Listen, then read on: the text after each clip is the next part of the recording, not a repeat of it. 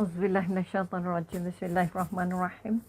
Alhamdulillahirabbil alamin. Assalatu wassalamu ala asyrafil anbiya'i wal mursalin wa ala alihi washabihi ajmain. Rabbi syarhi sadri wa yassirli amri wahlul 'uqdatam min lisani yafqahu qawli. Sekali lagi kita panjatkan kita rasa hormat, rasa cinta kita kepada Allah dengan ungkapan alhamdulillah kerana kita diberi sehari lagi untuk kesempatan berada di atas bumi ataupun kita kata berada di dunia. Mudah-mudahan kesempatan yang pendek ini, kesempatan yang sedikit ini kita manfaatkan secara maksimum insya-Allah. Jadi kita ungkapkan alhamdulillahirabbil alamin. Waalaikumsalam madawiyah. Terima kasih teman-teman Kanumi petang ini. Mudah-mudahan kita terus diberikan kekuatan oleh Allah untuk mencari kebaikan, kekuatan dan cinta Allah dan cinta manusia insya-Allah. Juga kita ucapkan Allahumma salli ala Sayyidina Muhammad, atas kekuatan, atas cinta Rasulullah kepada kita sehingga baginda berjuang habis-habisan untuk memastikan kita tidak tercampak walaupun seorang ke dalam neraka Allah. Ini kekuatan yang kita nak angkat. Jadi terima kasih banyak Kak Mahyum yang sempat juga bersama, Abdawiyah, Ina, Munirah dan yang lain-lain yang tak sempat disebutkan kesemuanya. Mudah-mudahan didoakan semuanya berada dalam pelindungan Allah, diberi kasih sayang oleh Allah, diberi rahmat oleh Allah dan diberi tunjuk ajar dan diberi penjagaan maksimum oleh Allah sehingga kita tidak merasa sebarang kebimbangan berada dalam kehidupan kita hari ini. Okey, melihat ada bayang dekat cermin mata Umi. Waalaikumsalam Yuzita Muhammad, Nur Wahidah dan seluruh yang sempat bersama. Jadi semalam Umi juga minta maaf masa tak sempat nak bagi tahu kerana Umi ada rawatan bekam semalam dan kebetulan pula yang kita nak buat tu panjang, banyak sikit. Jadi dan tukang bekamnya lambat pula datang sikit. Jadi disebabkan lambat mula maka akhirnya lambat habis. Jadi tak sempat pula, kita rasa macam sempat. Terima kasih Puan Fatimah. Fatimah Hamidun ini nama student Umi ni. Tapi tak tahu orangnya sama ke tidak, insya-Allah. Oh ya Allah, ialah itu bekas pelajar Umi dulu, sekolah pertama, sekolah mengenai sains Johor. Jadi mudah-mudahan Fatimah dan seluruh warga SMSJ itu berada dalam keadaan dilindungi Allah insya-Allah. Juga yang lain-lain, Yuzita dan sebagainya. Okey, hari ini kita nak bercakap, menyambung lagi tajuk kita. Apa kita kata tajuk besar kita ialah kematian dan sakaratul maut. Okey. Kita menggunakan masih kitab yang sama, kitab Ensiklopedia Kiamat yang ditulis oleh Syekh Al-Misri. Kerana kita cita-cita nak menghabiskan ini. Fatimah Hashim juga mungkin salah seorang dari student juga. Waalaikumsalam. Kalau salah minta maaf. Ada beberapa nama-nama pelajar yang masih lekat dalam kepala Umi. Mudah-mudahan mereka juga ingat. Dan kalau mati tolonglah hantarkan sekeping Fatihah untuk Umi insya-Allah. Tajuk kita pada hari ini, siapa yang mencintai syurga? Siapa yang mencintai syurga bermakna dia hendaklah mencintai kematian. Mencintai kematian bukan bermakna bersedia untuk mati atau bukan minta mati atau memang nak mati cepat. Bukan itu. Mencintai kematian bermakna kita bersedia. Kita bersedia, kita kata, untuk menyediakan bekal-bekal terbaik. Sebagaimana kita bersedia untuk menentukan kehidupan kita dan anak-anak kita belajar berpuluh-puluh tahun. Wassalamualaikum Nuraini, Nur Hayati dan juga yang lain-lain. Kita berhempas pulas belajar bertahun-tahun, berpuluh tahun untuk mendapatkan sekeping kertas yang namanya ijazah, yang namanya sijil dan sebagainya. Jadi kita juga harus berhempas pulas juga untuk menyediakan bekal-bekal atau kita kata harus belajar putar-putar macam kita putar nak dapat sijil SPM, nak dapat. Okey, terima kasih. Katanya betul kata Fatimah Hamidun. Itu memang pelajar Umi dulu. Maka kekuatan yang nak dibangun Mudah-mudahan kekuatan-kekuatan yang kita bina hari ini adalah kekuatan untuk bukan sekadar untuk senang dan bahagia di dunia, tapi yang paling utama adalah untuk senang dan bahagia di akhirat. Bila kata-kata ingin senang dan bahagia di akhirat, sesungguhnya kematian atau kita kata kehidupan ini sangat pendek. Tetapi kehidupan di akhirat sangat-sangat panjang. Bila kita kata membuat persediaan untuk hidup yang pendek ini pun kita setengah mati berurusan. Okey, apalagi kita nak membuat bekal dan persediaan untuk meninggalkan dunia. Dunia bukan tempat tinggal tapi tempat meninggal. Ini kekuatan oleh ulama pesan pada kita. Sebab itu kita tidak boleh berhenti, tidak boleh jemu, tidak boleh penat, tidak boleh kata bila sempatlah. Oh jangan. Waalaikumsalam Nurhan, Rahmah, apa tu? Oh Allah, tak nampak namanya, minta maaf banyak. Munirah tadi. Okey. Maka kekuatan-kekuatan yang nak dibangun ialah bagaimana kita nak mencintai kematian. Itu kekuatan besar yang kita nak angkat. Mencintai kematian bukan mudah. Okey. Alhamdulillah. Okey. Ini kekuatan-kekuatan yang nak dibangun. Mencintai. Kita nak syurga. Memang semua orang kalau angkat tangan, sama ada dia rajin ibadah tu, tak rajin sangat ibadah, dia tetap mengimpikan syurga. Sebab itu junjungan besar pesan, kalau boleh tak ada seorang pun umat aku yang nanti tercampak ke neraka. Sebab itu Nabi pesankan kalau pun tercampak, kita nak elak daripada neraka Jahannam. Kenapa neraka Jahannam? Kita kata neraka Jahannam adalah neraka paling atas. Okay? Kalau boleh, umat-umat Nabi, kalau pun ditakdirkan masuk sekejap, dia tidak masuk ke neraka nak masuk neraka yang paling jauh. Okay? Ke bawah yang nak naiknya susah. Oleh sebab itu sekali lagi, sembang petang yang hadir hanya setitis daripada setiap ilmu yang ada. Mudah-mudahan yang setitis ini kita angkat dan kita garap, mudah-mudahan dia. Waalaikumsalam warahmatullahi wabarakatuh. Maka kekuatan yang kita nak angkat biar maknanya walaupun sedikit tapi tidak berhenti.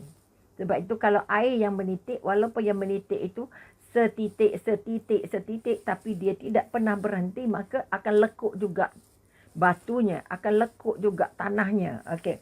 Maka hari ini kita kata macam mana yang kita katakan siapa yang mencintai syurga, maka hendaklah dia mencintai kematian. Okey, Abi Rahban berkata, Abdi Rabbah berkata kepada Makhul, apakah engkau cinta syurga? Dia bertanya. Maka kata, siapa yang tidak mencintai syurga, katanya. Dia berkata, maka hendaklah mencintai kematian, kerana sesungguhnya engkau tidak melihat syurga sehingga engkau mati. Ini bermakna sekali lagi, waalaikumsalam semuanya, anak-anak sembang petang. Maka kita kata kekuatan yang nak dibangun, kalau kita benar-benar nak syurga, kita tak dapat tengok kecuali kita mati. Dan mati pun bukanlah tentu dapat syurga. Sebab itu kita nak, kalau boleh janjikan Allah, kalau mati dalam husnul khotimah, insya-Allah perjalanannya lebih mudah untuk melihat syurga.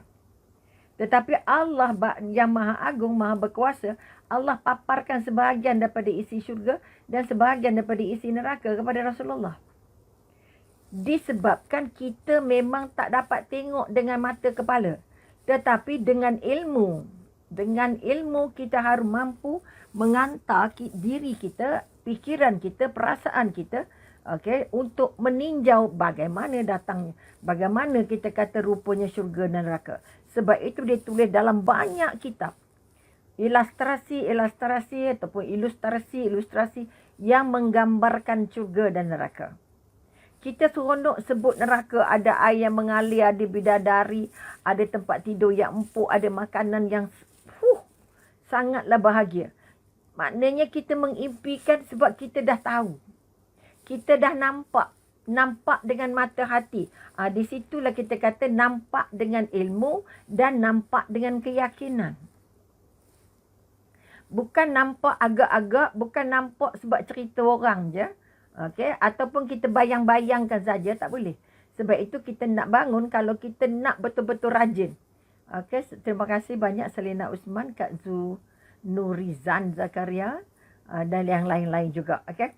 Jadi kita kata sekarang ini kita harus menggali apa yang ada di neraka. Kita tahu neraka ada api. Okay? Apinya macam mana? Membakarnya macam mana? Keadaan yang di dalamnya macam mana? Kita harus kaji dulu. Sebab itu dalam Quran dia sebut banyak tentang syurga dan neraka. Jadi kalau boleh kita bukan saja nak mengkaji apa yang Allah suka, tetapi juga nak mengkaji apa yang Allah tak suka. Apa yang Allah suruh, kaji juga apa yang Allah larang. Kalau kita kata okey, arak dan judi itu kerja maksiat, kerja setan. Okey.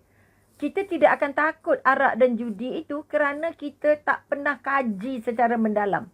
Apa dia yang dikatakan, yang kata memabukkan tu macam mana Allah menilai mabuk tu macam mana, apa yang hilang, apa yang rosak, macam-macam. Maka tak boleh sekadar mendengar arak dan judi itu adalah kerja setan. Kita tak kaji, tak apa, kita tak takut. Tak timbul rasa takut itu. Sebab itu ramai anak-anak kita terlibat dengan judi-judi corak moden ini.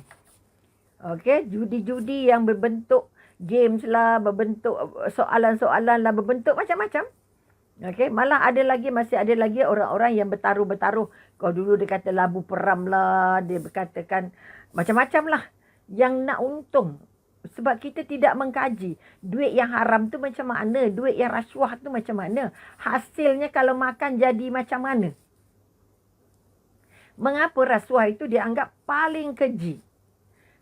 Maka kalau kita tak kaji apa kesannya pada hidup kita di dunia dan di akhirat. Kita mungkin kaji sikitlah di dunia. Tetapi kita tak kaji di akhirat. Kita tak kaji duit rasuah yang masuk ke perut anak kita akan jadikan anak kita jadi apa. Anak kita akan jadi 2 kali jadi lanun daripada kita. Okey, ini yang kita pernah takut. Dan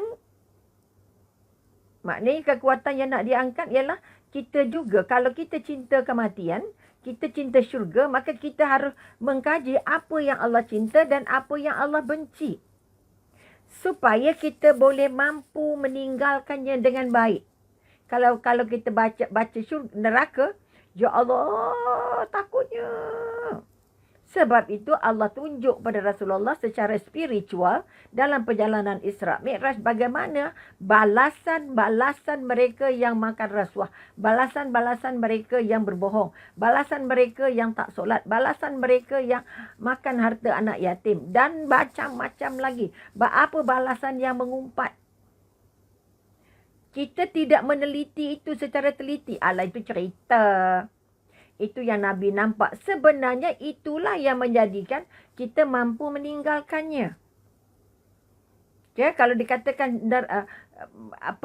ada seorang perempuan tua yang menegur Rasulullah, tetapi perempuannya sangat tua tapi sangatlah berhias, yang kerjanya ialah mempengaruhi orang. Bila tanya, ya Jibril, apakah itu? Itu adalah dunia. Dunia sudah sangat tua sangat. Kira-kira dah membongkok dan gigi-giginya dah, kalau dikata dia menjelma sebagai manusia, giginya dah tercorang-corang keluar dah. Sangat tua dan ditutup rapat ataupun ditutup dengan tudung labuh sehingga kita tak kelihatan mukanya yang tua itu. Sebab dia berhias kerana itu ramai orang-orang yang menjadi mangsa mabuk dunia. Cinta dunia. Pertama, cinta dunia. Pertama, ahli dunia. Kedua, kita cinta ke dunia. Ketiga, kita kata mabuk dunia. 3 tahap ni. Kerana itu kita kata kita nak belajar apa dia. Apa kita katakan hamba dunia. Apa yang namanya mabuk dunia. Okey? Sebab itu kita kata dunia ini hanyalah lakonan, pelainan dan permainan. Tak ada yang kekal. Tapi kita nak kejar dia setengah mati. Okey, kerana kita rasa itu macam kekal. Kita nak dapat apa saja yang ada di dunia untuk mengekalkan kita. Sebenarnya bukan. Ini kekuatan yang nak diangkat. Maka sekali lagi, mari kita tengok daripada Hibban bin Al-Aswad. Dia berkata kematian adalah kebaikan yang menghantar kekasihnya kepada kekasihnya. Okey, ini cerita kekasih-kekasih bahawa semua para nabi adalah bercinta, berkasih dengan Allah. Ketika Nabi Musa dikunjungi oleh malaikat maut, okey, Kata dia, boleh tak kita tangguh dulu ataupun kamu datang tu untuk kerja ke, untuk sembang. Sebenarnya aku nak buat dua-dua, nak sembang dan nak mengambil, nak jalankan tugas. Bukan Nabi Musa, Nabi Ibrahim. Okey. Sampai Nabi Ibrahim kata apa? Adakah kekasih sanggup membunuh kekasihnya ataupun mematikan kekasihnya? Jadi masa itu malaikat maut ditanya begitu. Maka apa jawapan yang diberi oleh malaikat maut ketika nak mencabut nyawa Nabi Ibrahim? Adakah kekasih tidak mahu bertemu dengan kekasihnya? Ketika itu Nabi Ibrahim tak boleh cakap apa dah. Kalau kita kata Allah yang maha pengasih, tak ada tempat, tak ada Tuhan melainkan Allah. Aku buat kerana Allah, hidup dan mati aku kerana Allah. Solat aku kerana Allah. Inna solati wa nusuki wa mahyaya wa mamati lillahi rabbil alamin. Maknanya kita sudah berjanji setiap hari, ya Allah, sesungguhnya ibadah aku, mati, hidup dan mati aku, ya Allah, hanyalah untuk-Mu. Bermakna kita sudah bercinta dan menyerahkan diri kita kepada Allah lama dah. Tetapi bila disebut kematian, kita akan berusaha setengah mati untuk lari dari kematian, dan takutnya dengan kematian lebih takut daripada Allah. Lebih takut dari takutnya kepada Allah. Sebab itu disebut COVID aja, disebut positif saja. Allah, saya positif. Nangis. Saya kata positif bukan mati. Berusahalah, tenanglah, sabarlah. Makanlah banyak-banyak vitamin C. Banyaklah makan benda-benda yang boleh meningkatkan ketahanan badan. Rehatlah. Mintalah dengan Allah. Ya Allah, dunia kiri kanan akhirat. Okey, syukur, alhamdulillah. Kalau dunia dapat letak di kiri, bahagia sangat. Akhirat letak di kanan, bermakna akhirat dulu. Letak akhirat dulu, kerana akan menyusullah dunia. Tapi kalau kamu letak dunia dulu di depan kamu, kamu akan tertinggal akhirat. Itu baru cerita hamba dunia. Belum cerita mabuk dunia. Kita dulu dah bincang sebenarnya mabuk dunia tu apa. Okey? Sebab itu sebahagian daripada kematian su'ul khatimah. Okey? Maka kita kata sekali lagi, kita kena ingat, kita nak berjumpa dengan kekasih. Mana mungkin tak nak. Bila doktor dah kata, okey, panggillah semua wari-wari. Mak saya, ayah saya dah tak ada. Datuk saya dah tak ada. Anak saya dah tak ada. Kita boleh sedih, tak ada masalah. Tetapi harus bersedia. Sedih sehari, 2 hari, 3 hari. Nabi pun sedih anaknya Ibrahim meninggal. Anak Nabi lebih banyak meninggal masa hidup daripada setelah meninggalnya Nabi. Hampir semua kecuali Fatimah. Okey. Sebab itu yang akhir tertinggal anak Rasulullah yang masih hidup adalah Fatimah Zahra. Itu pun Nabi bisik, kamulah orang pertama yang akan menyusul aku setelah 6 bulan aku berangkat. Sebab yang lain, Nabi dah lalu kematian ni, bukan saja kematian isteri, kematian pak saudara, tapi kematian anak-anak tercinta. Anak kecil, anak besar. Allahu Akbar. Ini kekuatan-kekuatan yang nak dibangun. Jadi jangan sebut mati je dah. Alamak. Okey? Kerana kita nak masuk syurga. Di sinilah yang kita kata, cakap lain, buat lain, minta lain, suka lain. Kita kalau boleh nak hidup sampai tongkat leher, tongkat, apa kata orang? Tongkat langit. Kalau boleh nak panjang umur. Kita tak adalah berdoa nak pendek umur. Tak, tu salah. Tetapi kita nak, kalau Allah bagi kita panjang umur, kita nak panjang itu digunakan untuk mencintai Allah. Untuk melakukan apa yang Allah suruh, nak tinggalkan apa yang Allah larang.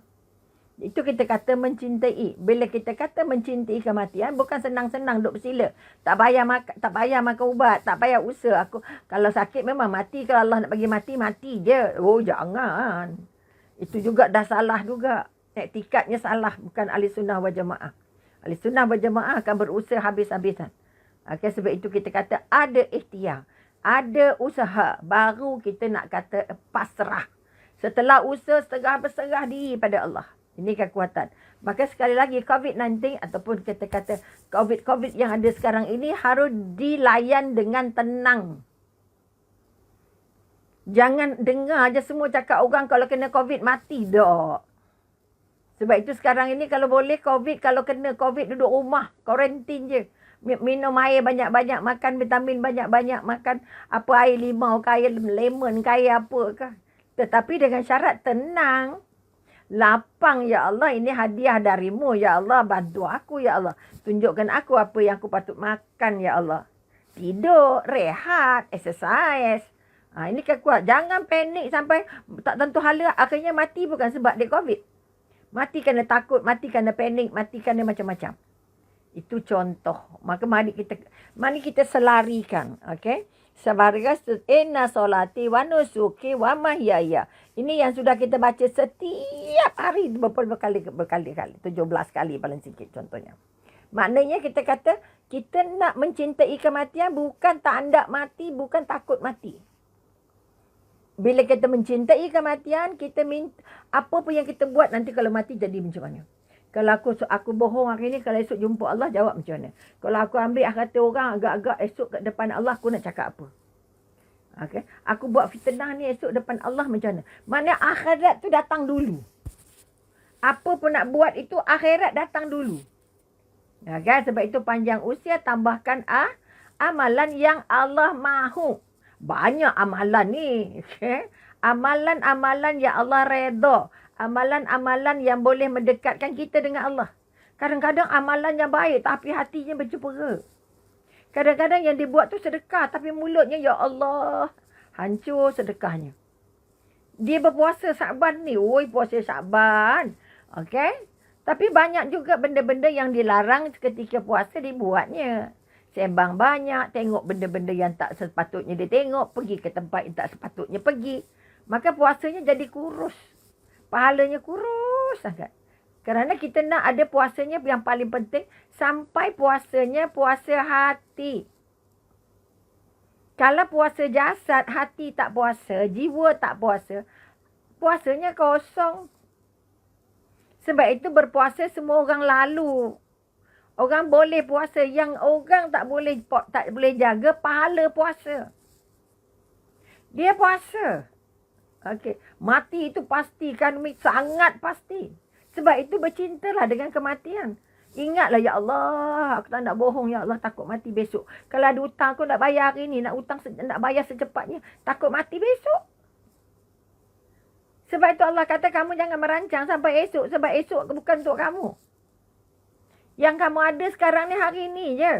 Nak buat baik, nak buat apa pun hari ni lah. Nak taubat ke nak apa ke hari ni lah. Sebab esok kita tak tahu. Kita bangun lagi ke tidak. Jadi kalau nak sedekah, sedekah sekarang. Jangan tunggu esok. Tak, kita nak sedekah bulan puasa. Jangan jumpa ke tidak Ramadannya. Kalau ada yang nak disedekah, sedekah terus. Ini kekuatan. Jangan tangguh-tangguh. Nak buat baik, nak tolong orang, nak apa. Jangan tangguh-tangguh. Buat yang terbaik. Sebab itu Umi bila sajalah bercerita, mungkin ulang gaji juga. Maknanya dalam apa keadaan pun, kalau benda depan mata jalan. Buat sepenuhnya, buat secepatnya. Okey? Puasa jadi kurus. Ya Allah. Kita boleh jaga puasa tapi kita tak boleh jaga pahala puasa. Itu masalah besar kita. Semua orang boleh tak makan, boleh tak minum. No problem. Tapi tak boleh ngumpat, tak boleh sembang, tak boleh tengok TV, tak boleh marah orang, tak boleh maki orang. Itu payahnya. Pergi pasar je nampak macam-macam. Pergi gerai mamak nampak macam-macam. Pergi gerai buah nampak macam panjang. Ya Allah, jumpa kawan pula. Oh Allah, bersembang pula. Ho-ha, tak apa-apa. Okay? Jadi ingat sekali lagi. Kita boleh puasa. Umi garanti semua orang boleh puasa sampai maghrib. Yang kita paling takut, yang Nabi pesan, kamu puasa tapi dapatnya apa? Lapar dan dahaga. Kamu tak makan, tak minum, tapi kamu buat semua yang menghilangkan pahala puasa. Okey, ini kekuatan yang kita nak angkat. Maka kalau kita kata kita cinta akhirat dulu, maka akhirat itu perlukan ibadah hati sekaligus. Ya, ibadah yang maknanya yang berpuasa itu jasadnya, yang juga berpuasa hatinya. Nak berpuasa hati, dia kena berpuasa matanya, kena berpuasa telinganya. Okey, berpuasa mindanya. Kalau tak terbang sampai ke New York, ke New Zealand segala benda. Mana mungkin dia boleh puasa itu mendekatkan kita kepada Allah. Okey, maka itu kita bincang mungkin bulan puasa kot. Tak apalah, tapi hari ini dah tersentuh. Okey? Maknanya kita kata jangan tangguh sebab esok bukan milik kita. Okey? Kita ada hari ini. Semalam dah lepas. Semalam menyesal, patut bagi semalam. Oh, tak ada. Ni ada cerita pisang masak lah. Ada pisang masak lebih. Patutnya bagilah pada anak-anak. Okey? Jadi kalau tangguh apa? Tak apa, esok dia datang lagi. Esok dia dah masak dah. Mungkin benyek dah. Tak boleh makan dah. Itu contoh. Nak bagi sekarang. Hantar sekarang. Panggil dia ambil sekarang. Itu. Oleh itu sekali lagi, tolong jaga ibadah hati. Solatnya dengan hati. Puasanya dengan hati. Sedekahnya dengan hati. Tak boleh dengan perasaan. Tak boleh pakai otak saja. Memang nak bagi pun. Saya memang rancang nak sedekah pun. Itu pakai otak. Okey, pakai hati. Ya Allah, Tuhanku. Bagi aku kesempatan untuk sedekah. Ya Allah. Bukakan hati aku. Ya Allah. Jangan aku lupa nak bawa duit. Ya Allah. Saya lupa nak bawa duit kecil, doktor. Allahu Akbar. Kalau dah lupa bawa duit kecil, masuk aje lah duit besar tu. Contoh. Kalau banyak. Okey. Sebab itu kita kata ibadah tidak pernah tanggal. Sebab itu solat itu mesti khusyuk. Terai sungguh-sungguh mesti khusyuk. Kerana khusyuk itu ibadah hati. Solatnya khusyuk bermakna yang solat bersama jasad dan hati. Jasad dan fikiran. Fikiran bawa terbang sampai mana-mana. Sampai London otak kita. Kita lihat apa yang kita lihat. Kita nampak apa yang kita tengok di TV, apa yang kita nampak di jalan, apa yang kita nampak depan mata. Nanti dalam solat dia keluarlah balik semua tu. Nak jaga otak jangan masuk sampah. Nak jaga lidah jangan cerita sampah. Nak jaga telinga jangan dengar yang sampah. Nak tengok WhatsApp jangan tengok WhatsApp sampah. Yang kata orang ni begitu, orang ni begitu. Oh, itu yang buat setan khusyuk duduk atas leher kita. Tak perasan, ya Allah, lamanya aku tengok WhatsApp yang rupanya. Ini contoh. Okey. Umar bin Abdul Aziz, okey, berkata kepada sebagian ulama, nasihatilah aku. Umar Khalifah, walaupun hanya dalam lingkungan tempoh yang paling pendek 3 tahun berapa bulan ke. Okay. Tapi di antara ulama yang terbaik ataupun khalifah yang terbaik. Engkau bukanlah khalifah pertama yang akan mati. Bila dia kata, okey, tolonglah doakan aku, tolonglah nasihatkan aku. Okay, maknanya tentang kematian, maka ulama-ulama dia menjawab, engkau bukanlah khalifah pertama yang akan mati. Umar berkata, tambahilah lagi nasihat-nasihat untukku. Kita perlu nasihat, kita perlu pandangan, kita perlu tambah ilmu. Okay? Ulama berkata, tidak ada seorang pun dari nenek moyangmu sampai Adam kecuali merasa kematian. Walaupun dia khalifah, tapi dia tidak yang sangat baik. Tetapi dia tetap bimbang bila nak mengalami, mendekati ataupun nak melalui proses kematian. Maka dah diberitahu oleh ulamanya, orang lain pun mati juga. Semua orang, nenek moyang kamu semua dah mati. Dan sekarang telah datang giliranmu. Kita akan datang giliran, kita tak tahu. Entah hari ini, entah pagi esok, entah petang esok. Entah minggu ini, entah minggu depan, entah bulan ini, entah bulan depan. Kita tak tahu, okey? Kemana kita katakan, tidak ada lagi seorang pun dan dari nenek moyang kamu yang tinggal sampai kepada Adam kecuali merasa kematian. Merasakan kematian dan sekarang telah datang giliranmu. Okey? Umar menangis mendengar hal itu. Memang kematian milik semua orang. Sebab itu kita tanya mak kita dah tak ada, nenek kita dah tak ada, ayah kita dah tak ada. Semua orang dah tak ada. Maknanya semua orang dah meninggal. Maka ini giliran awak. Ready lah. Ini kekuatan kalau nak pergi berkelah di Port Dickson ke, nak berkelah di tepi pantai ke, berkelah di mana-mana. Berbakul-bakul bawa makanan. Mak jadi tukang masak dari malam tadi sampai sekarang. Nak goreng ikan, nak goreng nugget, nak goreng itu, nak goreng ini. Akhirnya sampai tepi pantai, mak jadi lembik. Sebab nak kena tunggu makanan pula. Dari rumah nak buat makanan. Mana airnya nak boleh bawa buahnya, bawa kuihnya, bawa makanannya, bawa itunya, ininya. Pensan itu baru nak berkelah. Cuba bayang kita nak mati. Apa yang kita nak goreng? Apa yang kita nak angkat? Apa yang kita nak bawa? Jadi kalau kita boleh bersusah-susah hanya untuk kegembiraan seketika. Cerita pergi umrah je Allah buka beg 10 kali. Nak bawa itu, nak bawa ini. Kalau boleh nak bawa semua. Nak cerita beg beranak lagi. Oh, jangan main-main. Sekejap rasa nak bawa kasut ni. Sekejap bawa nak rasa baju ni. Sekejap nak pakai jubah ini. Ya Allah. Baru nak pergi umrah, pergi jumpa Allah, nak pergi ibadah. Itu pun pening tau. Nampak tak? Kita bersedia untuk pergi umrah tapi kita tak bersedia untuk mati. Jadi persediaannya harus kita yang tahu kita nak buat apa, nak bawa baju apa. Nak baca ayat apa, nak baca doa apa, nak zikir apa. Di situlah peranan nak cari ilmu itu sangat-sangat penting. Okay, masa itu kita nak baca apa. Dalam perjalanan ni kita nak baca apa. Ini kekuatan. Maka akhirnya Khalifah Umar Abdul Aziz menangis. Menangis mendengar jawapan dari ulama'-ulama'nya. Ar-Rabi'i bin Qusyam telah menggali kuburan di dalam rumahnya. Dulu ulama'-ulama' para salaf dulu tu buat rumah, buat liang lahat dalam rumah. Okay? Dia tidur di dalamnya setiap hari beberapa kali. Baring turun naik, turun naik, turun naik. Okay? Dengan cara begitu, dia terus mengingat kematian. Ini orang yang betul-betul ingat buat gali, buat liang lahat kat rumah. Turun setiap hari. Okay? Dia mengatakan, jikalau mengingat kematian terpisah dari hati, sesaat saja tentu hatiku rosak. Bermakna di mana pun kita berada, hati kita mesti ingat pada mati. Yang bekerja di pejabat, nak bekerja tu ikhlas ke tak?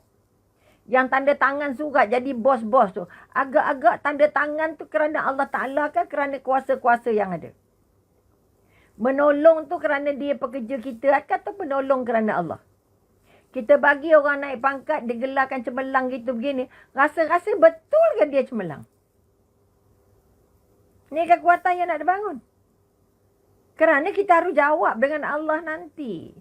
Jadi orang yang merasa kematian sangat dekat, dia tak pernah membuat apa-apa keputusan tanpa merujuk Allah. Benda ni Allah kata okey ke tak? Okay? Ini tanda orang ingat mati.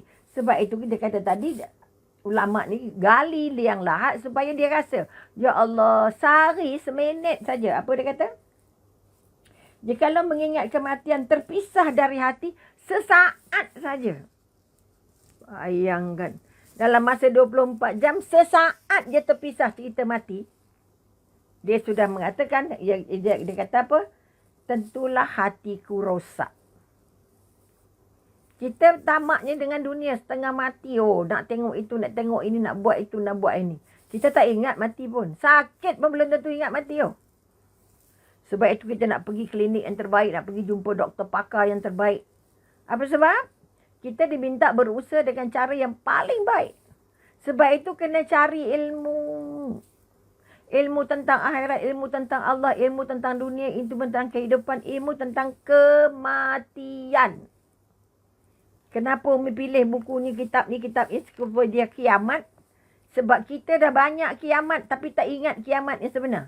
Kiamat hati, kiamat hidup, kiamat fikiran. Ya Allah, kelang kabut tak habis.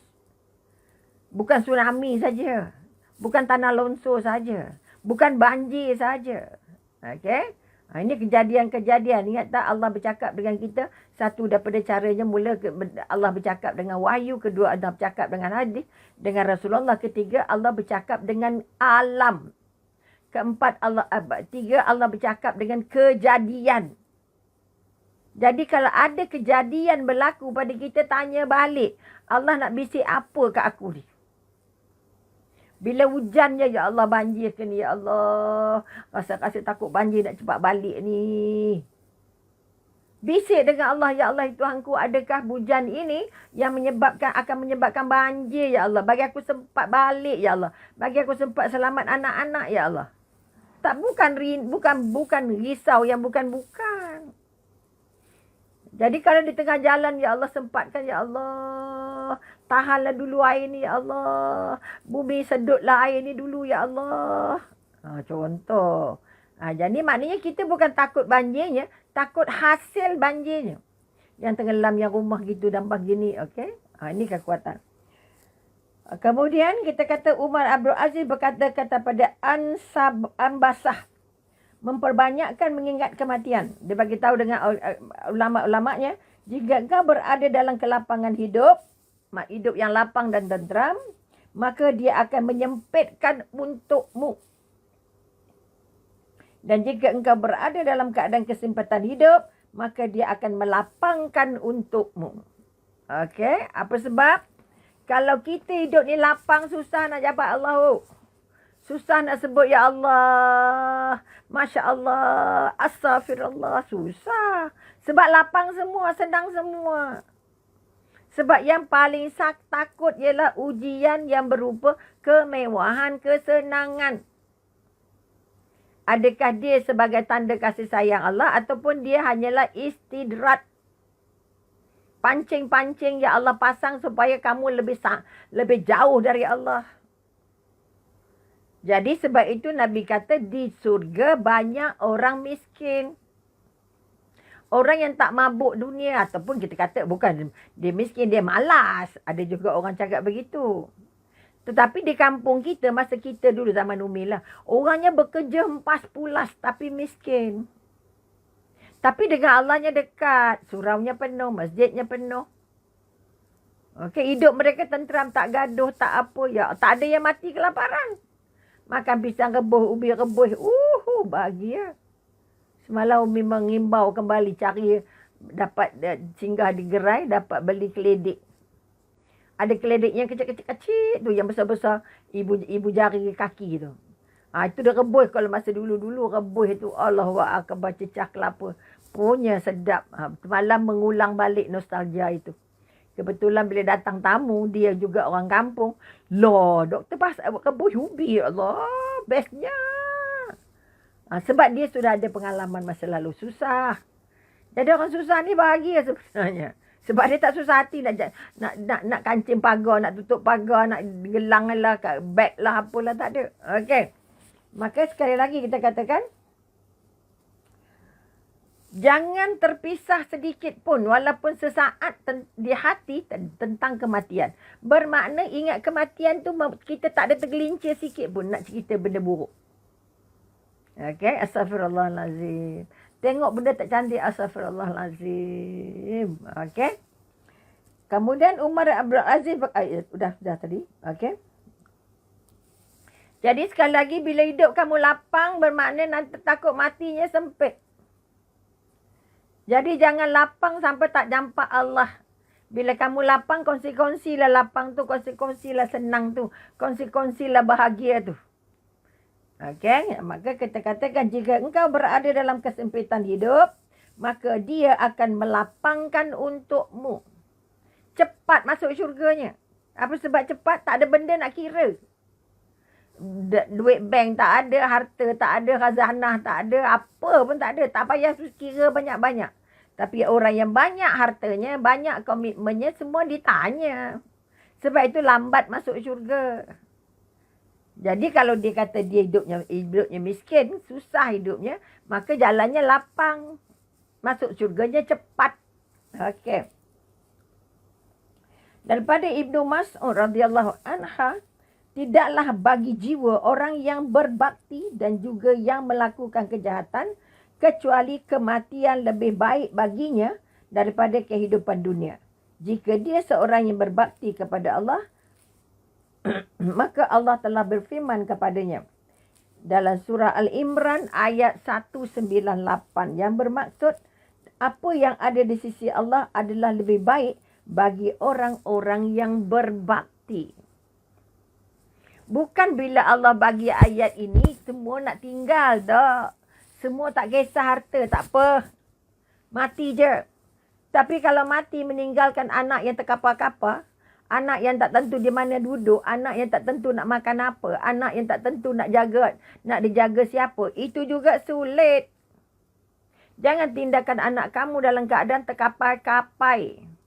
Tak ada benda nak dimakan, tak ada rumah nak duduk, tak ada benda. Ini satu hal juga.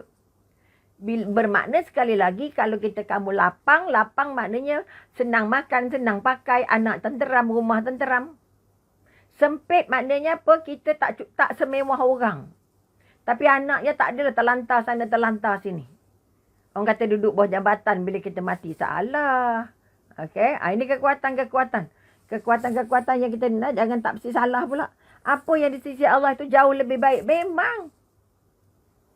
Sebab itu kita nak jumpa Allah. Tetapi jangan tinggal tugas kita di dunia. Sebab itu modalnya. Itu modal tak jumpa syurga. Kalau tak buat apa-apa, minta maaf banyak. Sebab itu ulama kata, kalau kamu tak rasa bahagia di dunia, kamu jangan mimpi nak jumpa syurga yang membahagiakan kamu. Okay? Sebab itu Rabbana atina fid dunya. Senangkan dulu kamu di dunia supaya kamu nanti senangkan Allah di akhirat. Tapi caranya ikut cara Allah, bukan cara kita. Okay? Dan jika seorang yang melakukan kejahatan, maka Allah telah berfirman. Kalau baik tadi disiapkan syurganya, okey. Dan jangan sekali-kali orang-orang kafir menyangka bahawa pemberian tangguh kami kepada mereka adalah lebih baik bagi mereka. Tangguh maknanya dilambatkan matinya, bukan tentu maknanya bukan dia bernasib baik. Tak. Sesungguhnya kami memberi tangguh kepada mereka hanyalah supaya bertambah-tambah dosa mereka. Okey. Dan bagi mereka azab yang menghinakan. Maka kekuatan yang kita nak angkat apa? Kalau Allah bagi umur panjang, bukan makna apa tadi kita kata, bukan lebih baik. Kalau umur panjang dimasukkannya segala maksiat terkumpul di situ, mana umur itu umur yang celaka. Okay? Sebab itu perkara kita kata, ditangguhkan itu kita takut. Kenapa? Allah nak tambah kecuaian kita. Allah nak bagi jauh lagi kita daripada Allah. Akhirnya kita terlupa Allah. Matinya takut, matinya kufur, matinya munafik. Matinya tak sempat taubat, matinya tak sebut nama Allah. Ini yang kita takut. Okay? Maka kita katakan, dan kalau kita kata kalau dah tentu orang kafir, sasarlah tercampak ke neraka. Kalau lidahnya kata dia orang Islam, tapi dia buat semua apa yang orang kafir buat, dia pun tercampak juga ke sana. Okey, ini kekuatan-kekuatan yang nak diangkat. Umar bin Abdul Aziz berkata lagi, hanya saja kalian diciptakan untuk keabadian. Kamu diciptakan nak jadi hamba. Kamu dijadikan untuk mencari apakah kehidupan yang paling abadi. Kehidupan paling hakiki bukan di dunia. Kehidupan paling hakiki adalah di akhirat. Okey? Dan hanya saja kalian dipindahkan dari satu negeri ke negeri yang lain. Kalau kamu sudah kaya di dunia tapi kamu papa ke dana di akhirat, maka sia-sia juga. Oleh sebab itu kita katakan kita berpindah dari satu dunia, okay, ke dunia lain. Jadi kita kata dunia tempat meninggal, tapi setelah meninggal kita jumpa dunia yang lain. Bukan putus terus, bukan hilang terus, bukan tamat terus. Daripada Ubadah binti Asyamit radhiyallahu anhu, dia berkata, tidak ada di atas bumi ini satu jiwa yang mati ingin dikembalikan ke dunia kecuali yang terbunuh, yang syahid. Yang tak syahid tak nak balik dah. Kerana ia ingin dikembalikan lagi ke dunia, lalu terbunuh lagi. Kerana dia melihat kehebatan balasan Allah tentang orang yang mati syahid, maka dia mimpi nak hidup balik supaya dia boleh mati lagi sekali sebagai syahid. Okey. Daripada Fadlah bin Ubaid radhiyallahu anhu, sesungguhnya Rasulullah bersabda, ya Allah, siapa yang beriman kepadamu dan bersaksi bahawa aku adalah utusanmu, maka buatlah dia merasa senang untuk bertemu denganmu. Ini doa Nabi untuk kita. Okey, dah minta dengan Allah. Kalau orang itu beriman dengan kamu dan taat dengan aku, maka apa dia kata? Apa Nabi kata? Maka buatkanlah dia merasa senang untuk bertemu denganmu. Orang yang taat Allah, taat Rasulullah, dia nak suka, bahagia nak bertemu denganmu. Jadi dalam hati kita, jangan pernah benci nak mati.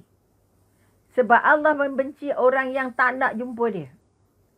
Okay? Tak nak jumpa dia, Allah pun tak nak jumpa. Sebab itu kita kata sekali lagi, bangun kekuatan. Mudahkanlah qadaknya atau dirinya dan sedikitkanlah keinginan akan dunia. Ini cara macam mana Allah nak bimbing hamba Allah itu untuk dekat dengan Allah.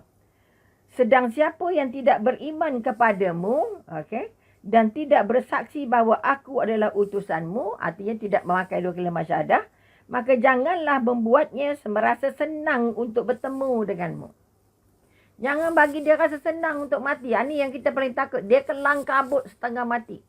Takut setakut-takutnya. Okay? Jangan bagi senang dia ingat nak bertemu dengan Allah dan maka kita kata maka janganlah membuatnya merasa senang untuk bertemu denganmu.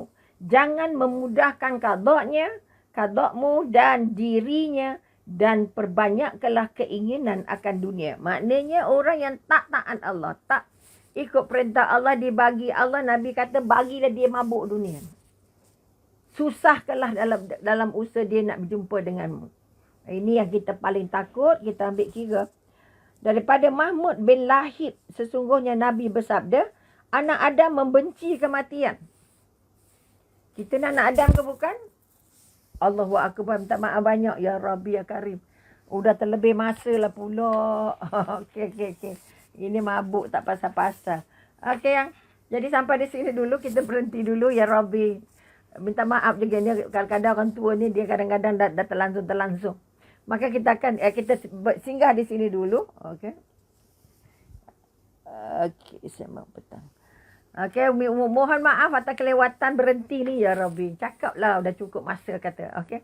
Jadi sekali lagi kita ingatkan diri kita bahawa siapa yang takut berjumpa Allah atau siapa yang tak suka bertemu Allah, siapa yang tak bersedia bertemu Allah, maka jalannya sulit. Jadi yakinkanlah bahawa kematian itu mahunya Allah dan setiap kita akan merasa kematian. Maka get ready dengan bekal-bekalnya. Nak berkelah ada bekal banyak, maka nak mati bekalnya lebih banyak daripada dia nak berkelah. Mudah-mudahan kita diberi sentuhan oleh Allah bahawa kita sebenarnya sedang berjalan untuk menuju kematian. Mudah-mudahan kita dapat ingat diri sendiri. Okey, anak Adam yang benci dengan kematian maknanya apa?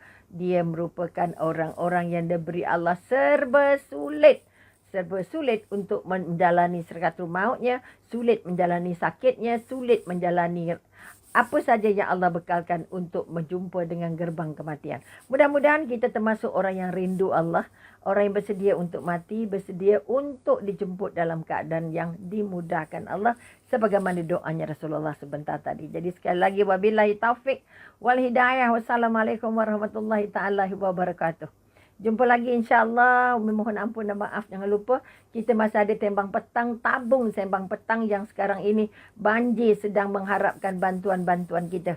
Maka sekali lagi mohon kepada ahli sembang petang, cubalah kita berkongsi sedikit-sedikit daripada apa yang Allah hadiahkan itu sebagai modal untuk berjumpa Allah. Mudah-mudahan mangsa-mangsa yang banjir yang belum dapat bantuan daripada mana-mana dapat kita hulurkan walaupun tak banyak tapi mampu untuk buat mereka tersenyum sedikit.